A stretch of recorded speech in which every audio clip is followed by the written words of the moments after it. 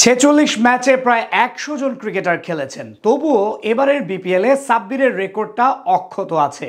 সবাই মিলেও পারেনি তার রেকর্ড ভাঙতে। লিটন দাস, ইয়াসির আলীরা কাছাকাছি গেলেও অতিক্রম করতে পারেনি তাকে।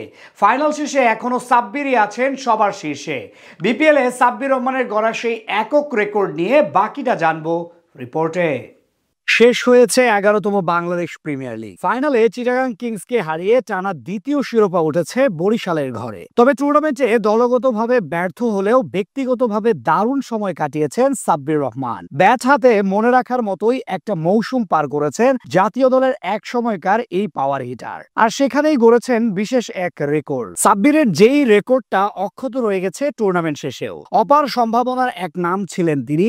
একটা সময় বাংলাদেশের বিরাট কোহলি বলা হতো সাব্বিরকে, কিন্তু মাঠে অফ ফর্ম ও বাইরে বিতর্কের কারণে অসময়েই বাদ পড়েন জাতীয় দল থেকে। এমনকি ঘরোয়া লিগেও নিয়মিত সুযোগ পাচ্ছিলেন না এই হার্ড হিটার। তবে এবার বিপিএল এ শাকিব খানের ঢাকা ক্যাপিটালসের জায়গা পেয়ে ঠিক জ্বলে উঠেছেন তিনি। ঠিক যেন সেই আগের দিনের মতো পারফরমেন্স করে মন জয় করে নিয়েছেন ভক্তদের। তাই গুঞ্জন আছে এই ধারাবাহিকতা বজায় রাখতে পারলে আবারও জাতীয় দলে ঢুকতে পারেন তিনি। সে যাই হোক, এবারের বিপিএল এ মোট 9 ইনিংসে ব্যাট করা সাব্বির টুর্নামেন্টে নিজের দ্বিতীয় ম্যাচে গড়েছিলেন অসাধারণ এক রেকর্ড। সেদিন সিলেট আন্তর্জাতিক ক্রিকেট স্টেডিয়ামে চিটাগাং কিংসের বিপক্ষে রীতিমতো অগ্নিমূর্তি ধারণ করেছিলেন তিনি। খেলেছিলেন ক্যারিয়ারের অন্যতম সেরা এক ইনিংস। চিটাগাং কিংসের বিপক্ষে মাত্র 33 বলে 82 রানে অপরাজিত থাকার দিনে 250 স্ট্রাইক রেটের পাশাপাশি ছক্কা মেরেছিলেন 9টি। 2025 বিপিএল এ কোনো একটি নির্দিষ্ট ম্যাচে কোনো একজন ব্যাটার এর বেশি 6 মারতে পারেননি। সাব্বিরের সেই রেকর্ড স্পর্শ করেছেন কেবল তারই বিপিএল সতীর্থ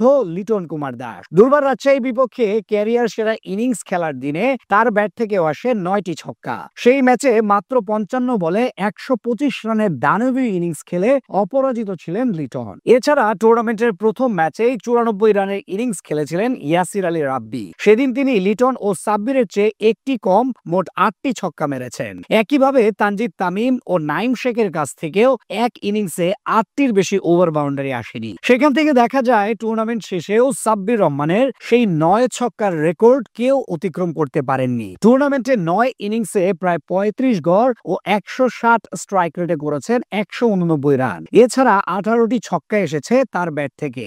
গড় হিসেবে প্রায় প্রতি ওভারে একটি করে বল উড়িয়ে নিয়ে সীমানার বাইরে ফেলেছেন সাব্বির। তার এমন ফর্মে ফেরা অবশ্য ইতিবাচক সংকেত দেশের ক্রিকেট প্রেমীদের জন্য। আশা করা যায় এভাবে নিজের ধারাবাহিকতা বজায় রাখতে পারলে সামনে জাতীয় দলেও ডাক আসতে পারে ডানহাতি এই পাওয়ার হিটারের। বিশেষ করে বর্তমানে টি-20 দলে 3 নম্বরের জন্য সাব্বির হতে পারেন সেরা পছন্দ।